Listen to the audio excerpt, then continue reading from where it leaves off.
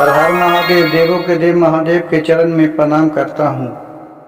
दुर्गा माँ के चरण में प्रणाम करता हूँ।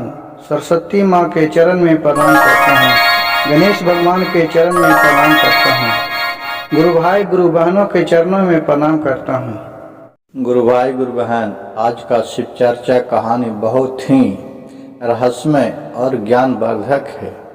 इस कहानी को कृपया ध्यान पूर्वक सुनिए और अच्छा लगे तो एक लाइक, सब्सक्राइब और शेयर जरूर कर दीजिएगा ताकि भोलेनाथ की चर्चा और गुरु भाई गुरु बहन के पास पहुंच सके, जिसका लाभ गुरु भाई गुरु बहन उठा सकें। क्योंकि नाम से अमर दुनिया में कुछ भी नहीं है। नाम ही एक ऐसा चीज है जो कि भगवान से भी बड़ा है। जब श्री राम प्रभु ने लंका में पुल बांधने के लिए गए थे तो भगवान के नाम ही पत्थर पर लिख के हनुमान जी ने फेंकते थे तो समुद्र में छहला जाता था। और जब स्वयं ही भगवान सोचे कि जब मेरा नाम में इतना शक्ति है तो हमें तो कितना शक्ति होगा, और वो बिना नाम लिए हुए पत्थर फेंके तो समुद्र के अंदर डूब गया। गुरु भाई गुरु बहन, इस रहस्यमय कहानी से हमें यह शिक्षा मिलता है कि जितना नाम में, प्रभु के नाम में सत्य है उतना किसी आदमी में सत्य नहीं है। जिस तरह हम भोलेनाथ प्रभु शिव गुरु के भजन कीर्तन चर्चा आदि गाते हुए रहते हैं तो जितना उनका नाम में भजन करने से हमें संतुष्ट मिलता है और शक्ति मिलती है, उतना और भी किसी चीज में नहीं मिलते हैं। एक समय की बात है कि माता पार्वती और भोलेनाथ दोनों कैलाश पर बैठे हुए थे। देखिए गुरु भाई गुरु बहन, औरत हट बहुत ही हट काफी होता है। औरत जो भी कहती है अंत में उसे मान नहीं पाता है जो उसका पति होता है। चाहे वो कितना अच्छा हो बुरा हो उसका कोई नहीं जानता है। और लोग आजकल का पूरा पूर्वजों से यही परंपरा आया है कि औरत लोग ज्यादा किसी को कान पर रहता है, कोई भला बुरा कह दे तो उसको मन में लेके और वो उसी का बात पर चल पड़ती है। इसी तरह इस भजन में आपको आज कहानी में सुनाने जा रहा हूं कि भोलेनाथ महादेव जब लंका बनाए सोना के, उन्होंने दान में देने से पहले दरवाजा के बाहर आकर और दान रावण को क्यों दिया, इसके बारे में तुम्हें आज इस चर्चा में सुनने को मिलेगा।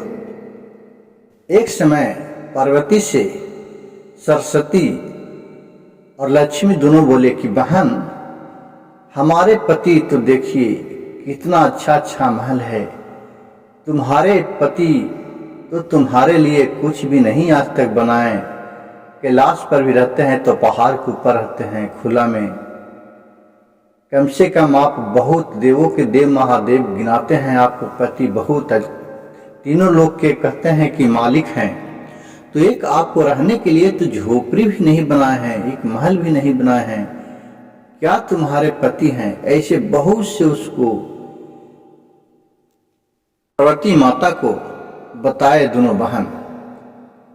अब एक बात उसको मन में इतना, जिस तरह से कूटनीति बरतता है उसी तरह से कूटनीति करके समझाई, उसका मन में पूरा अट गया कि हाँ ये तो सही कह रही है। वो अपने भोलेनाथ के पास आए।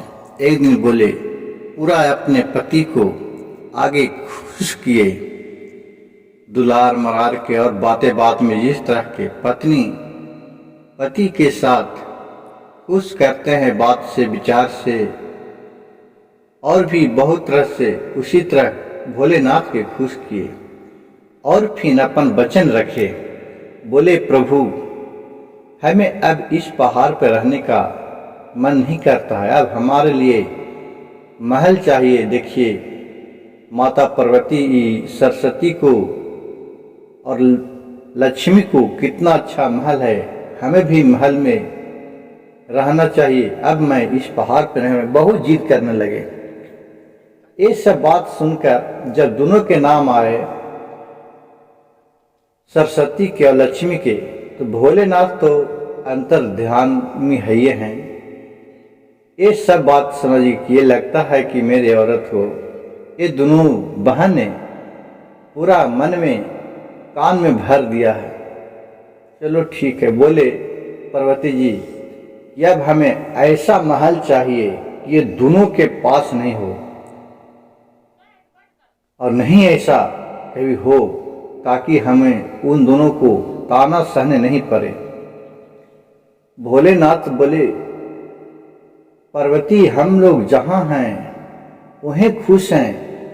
लोग धन दौलत बहुत जमा करता है लेकिन उससे उसको खुशी नहीं मिलता है। जितने एक निर्धन व्यक्ति अपने जो भी कमाता है और खाता है, जितना आनंद अपने परिवार के साथ रहता है खुशी खुशी, उतना दौलत रहने पर नहीं रहता है। हम लोग जहाँ हैं वहीं खुश हैं। लेकिन लाख कहने पर शंकर भगवान को पार्वती ने नहीं मानी, वो अपने जिद पर अड़ गई। भोलेनाथ बोले, ठीक है, अब मैं तुम्हें बनवा ही देता हूं। क्या है, देवों के देव तो महादेव हैं, उनको तो खाली आज्ञा करना बाकी है। वो विश्वकर्मा भगवान को आवाहन किए। विश्वकर्मा भगवान ने आके प्रकट हुए, बोले, हाँ महादेव बोलिए, क्या आज्ञा है।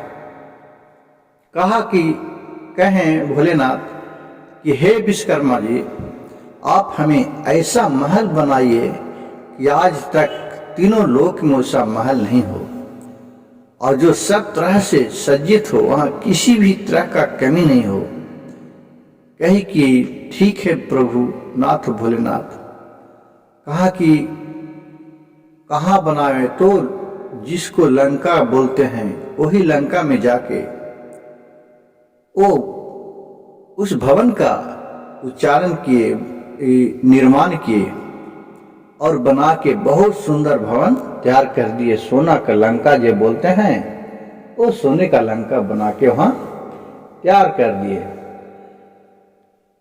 गुरु भाई गुरु बहन, अब देखिए जब वहां लंका तैयार हो गया बन के, तो शंकर जी ने पार्वती से बोले कि हाँ प्राण प्रिय, चलिए अब चलते हैं अपना घर में रहने के लिए। वहां तो बन के तैयार हो गया। तो माता पार्वती और शंकर जी वहां लंका गए।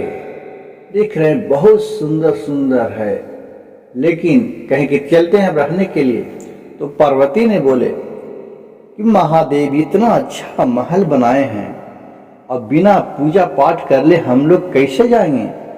अब जब तक पूजा पाठ नहीं करेंगे, जब तक हम महल में नहीं जाएंगे। अब इतना बात सुनकर शंकर जी कहे, ठीक है, आपको भी बात हमको मानना ही पड़ेगा। तो किससे अब पूजा करावल जाए। तो उस जमाने में सबसे पंडित महाज्ञानी रावण का बाप था, विशेषज्ञवा। अब कहें उसके पास निमंत्रण भेजे शंकर जी कि हमारे महल में आके और पूजा पाठ करा दो। विशेषज्ञवा सोचे कि मैं नहीं जाके, अगर हम जाएंगे कुछ मांग नहीं सकते हैं। उसका बेटा रावण था। तो देखिए गुरु भाई गुरु बहन, अगर बाप ज्ञानी हो, बाप संस्कारी हो, तो कुछ तो उसका आदत अपने बाल बच्चा पर पड़ता है। जो भी उस कैटेगरी का रहता है उस पर ध्यान देता है, अपने बाल पिता के बात को समझता है, तो उसका वो ज्ञान ले ही लेता है। अब ब्राह्मण लोग का तो पूजा पाठ करना ही सदैव से है। तो विशेषज्ञ बोला रावण से कि रावण, पूजा करने के लिए हमारे जगह पर तुम ही चल जाना, हम नहीं जाऊंगा, क्योंकि कुछ दान दक्षिणा मांगूंगा तो हमसे भोलेनाथ से हम नहीं मांग सकते हैं। लेकिन तुम बहुत ध्यान से मांगना, जो भी तुमको इच्छा करे। वो भोलेनाथ देवों के देव महादेव हैं, वो तुमको जो भी तुम मांगेगा, जो भी तुमको दे देंगे। कहे कि ठीक है पिताजी। वहां से जब पूजा पाठ करने के लिए फिर माता पार्वती शंकर जी आए, सब देवता लोग आए। उस भवन में सब देवता लोग का निवास, जब भोलेनाथ का स्थान ही है, गुरु भाई गुरु बहन, तो वहां किस देवता का ना ही स्थान रहेगा। ऐसा महल बना थे कि वहां सभी देवता का स्थान भी थे। रावण आए, अब वहां धूमधाम से पूजा पाठ होने लगा। मंगलमय आरती भजन सब कुछ करा, पूरा नियम धर्म से रावण ने पूजा कराए। शंकर जी और माता पार्वती जी को पूरा मन खुश हो गया उसका पूजा देख के। अब पूजा हो गया तो रावण बोले कि महादेव अब हमें जाने की आज्ञा दीजिए। तो भोलेनाथ बोले कि बोलो, तुम इतना अच्छा पूजा कराया, इतना भव्य से, हमारे मन माता और मेरी प्राण प्यारी पार्वती को खुश कर दिया। अब तुम ऐसे कैसे जाएगा, बिना तुम दान दक्षिणा लेके जाना। बोले ठीक है प्रभु, आपसे क्या हम दक्षिणा लें। तो भोलेनाथ बोले कि तुम जो मांगेगा वो देंगे। तो शंकर जी रावण बोले कि नहीं नहीं, रहने दीजिए प्रभु, मैं चलते हैं। फिर शंकर जी बोले और पार्वती कि नहीं नहीं, बिना दान दक्षिणा अगर लेके तू चले जाएगा तो हमें तो कोई पुण्य नहीं मिलेगा। कम से कम जो काज करता है, जो काम करता है, उसका मजूरी तो कुछ दिन ही पड़ता है, किसी भी रूप में हो।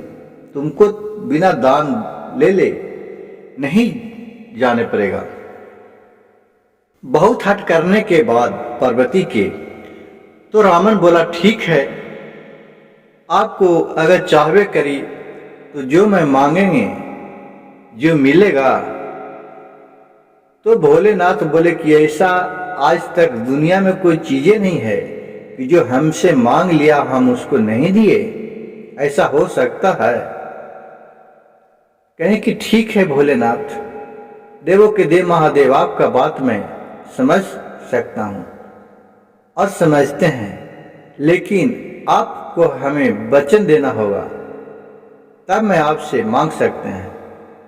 शंकर जी बोले क्या वचन है, बोलो, मांगो मैं दूंगा। कहे कि जो भी चीज आपसे मैं मांगूंगा वो आपको हंसी खुशी से देना पड़ेगा। कहे कि ठीक है, आपको देंगे। कहे कि जो दीजिएगा उसके बाद उस चीज पर अफसोस नहीं कीजिएगा। कहे कि भोलेनाथ कहें कि ठीक है, वो भी देंगे। भोलेनाथ रावण के मन की बात सब जान गए और फिर रावण चुप हो गया, मन में सोचने लगा कि क्या चीज मांगू। उसका इस महल पर ही आ गया कि इसका महल ही मांग लेता हूं नाथ भोलेनाथ की। अब तो मेरे वचनबद्ध हो गए। कहे कि ठीक है, अब मैं मांगता हूं। भोलेनाथ तो सारी कहानी समझ गए रावण की मन के बात। बोले कि ठीक है, मांगो, लेकिन मैं दूंगा। थोड़ा चलते हैं हम और पार्वती, तनी बाहर घूम के आ लाते हैं, ले लाते हैं, घूम के तनी आ जाते हैं, तब तू मांग लेना, मैं दे दूंगा। तो माता पार्वती और शंकर जी अपने महल से बाहर गए, दरवाजा के बाहर हुए। तो रावण भी धीरे धीरे कही चलते हैं, हम भी तनी घूम लाते हैं। दरवाजा के जैसे बाहर गए तो रावण भी पीछे पीछे जा रहा था, माता पार्वती और वो दोनों। तो रावण से बोले कि शंकर जी की तुम कहाँ आ रहे हो? तो रावण बोला कि प्रभु मैं भी थोड़ा बाहर घूम लाते हैं। कैसे कि एक काम करो, तू जो मांगना चाहता था जो मांग लो। तो भोलेनाथ से हाथ जोड़ के अर्जू विनती करके और बोले बैठ के कि प्रभु हमें दान में देना ही है, तो हमें इस महल दे दीजिए, और जो भी इस महल के अंदर है वो सारी हमारी, इस पर आपका कोई अधिकार नहीं। कहें कि जाओ एवं अष्टो, क्योंकि भोलेनाथ और माता पार्वती, भोलेनाथ जान रहे थे कि यही चीज मांगेगा। इसी से भोलेनाथ अपनी बुद्धि से माता पार्वती को और अपने खुद दरवाजा के बाहर चले गए, तब उसे मांगने के लिए बोले। कहें कि ठीक है जाओ, हमने तो इतना अच्छा तरी इस महल को बनाए। पार्वती से बोले शंकर जी कि देखो प्राण प्यारी, हमने तो बोले थे कि हम लोग के भाग में ही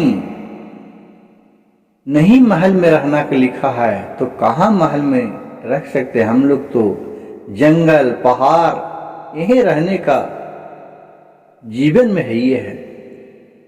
तो शंकर जी कहा कि चलो ठीक है, लेकिन ये भी इसके साथ एक आशीर्वाद लेते जाना कि जब भी हम तुम्हें को तंग करेगा और माता पार्वती को तंग करेगा तो इसका विनाश हो जाएगा। जहिया भी हम लोग यहाँ आएंगे तो सोने का लंका है जो खाक में मिल जाएगा, इस पर तू अमल करना।